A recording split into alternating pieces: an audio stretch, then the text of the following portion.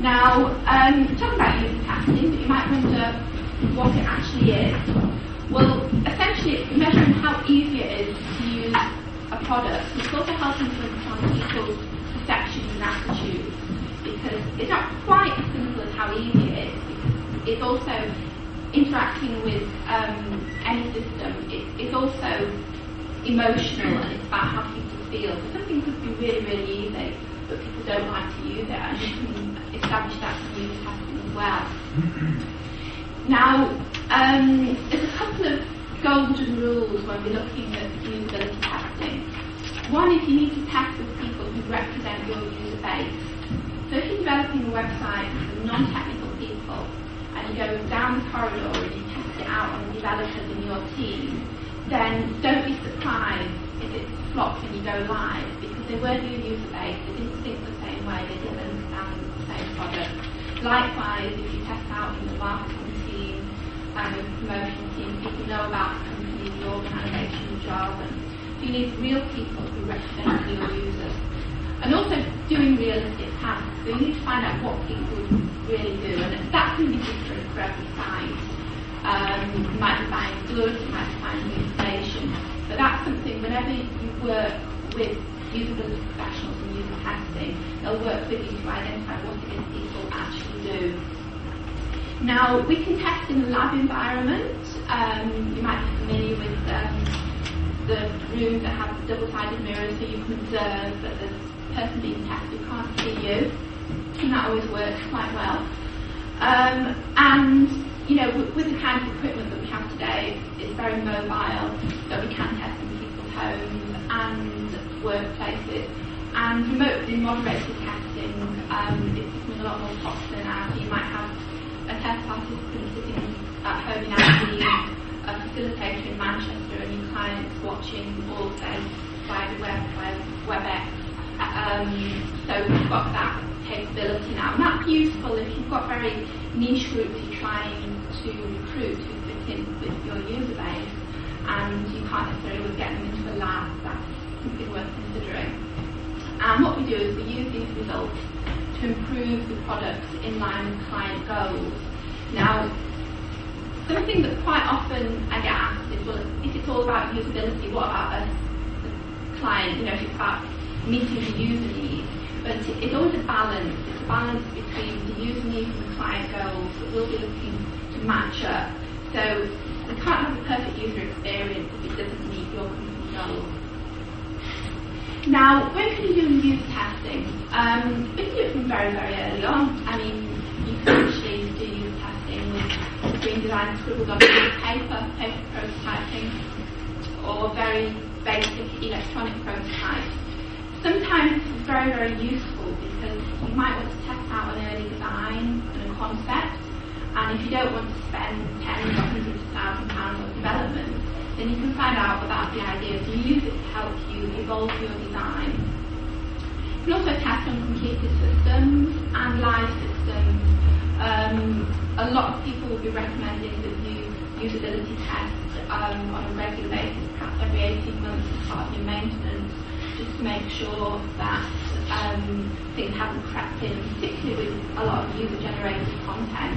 You do need to check up that things are still working and information architecture hasn't lost its way. Now, just to sum up, I'm going to talk about what you can expect from user testing. What you should get if you go through the user testing process is you'll have an identification of where users have problems and where they have successes, and also an understanding of what motivates and engages users. And your report should include recommendations on how to improve your product. So we don't just say, oh, this didn't work, this didn't work, this didn't work. We'll give you different designs, and again, that will be based on your goals. So if we know that you're going live in a few weeks and you need a quick solution, we'll recommend a quick solution, a more long-term solution. And the last one is, I think, what we use the most. It's video clips and user quotes, because a lot of the time you'll have somebody with an organisation who's championing usability, and they know they need to do something, but they've got somebody else to have to convince, and they'll probably talk to others and say, you've not got anywhere. But then if you see a video clip of a user struggling to find something on your site, and you can see what they're looking at, and they're not getting anywhere, and they tell you that they're not getting anywhere, then that's very compelling. So a lot of people recycle these video clips and use them to help promote further changes in their organisation. Now, because I'm from mobility, I'm also going to talk to you about what you can expect from disabled user testing. Well, you might be surprised to know exactly the same, because disabled user testing with a disabled demographic is not anything any different.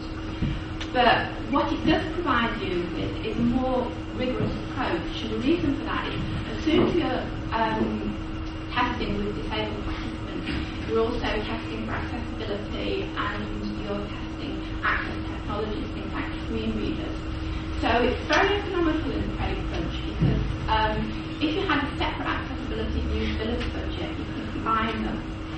And just in case you were wondering why can't you just cover all your accessibility with an accessibility audit, then common best practice now is that will actually only cover about 40% of the accessibility issues that you will find on any slide. So that's very well documented.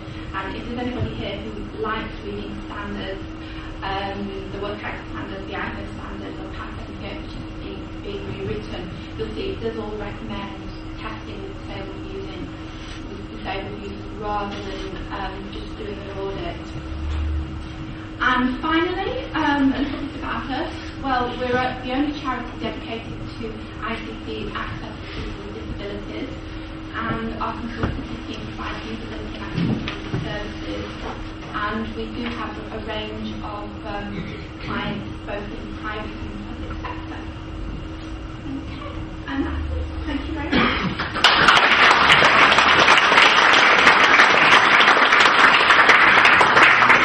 Thank you very much, Judith. We've got time for just a couple of questions before we move on. So, you don't have to ask a question, but if you've got a question, then... Hi, Jenny very much from Metropolitan University. You mentioned on one of your slides something called Wizard of Oz testing. Yeah. Can I just briefly tell you what that is? Wizard of Oz, I just like that term. It's basically we remove things behind the scenes. So if you've got, for example, a paper prototype, say you're testing phones, you might just have little cards that you move in and out, or you might have a clickable prototype where things, not everything is programmed in, but a particular user journey that you're testing does have certain things programmed in. So you've got this image, you know, if you remember that bit from the Wizard of Oz where the wizard was behind the scenes moving things around. So it's creating the image of things working and they're not actually working, but it actually doesn't really make any difference to the user. They always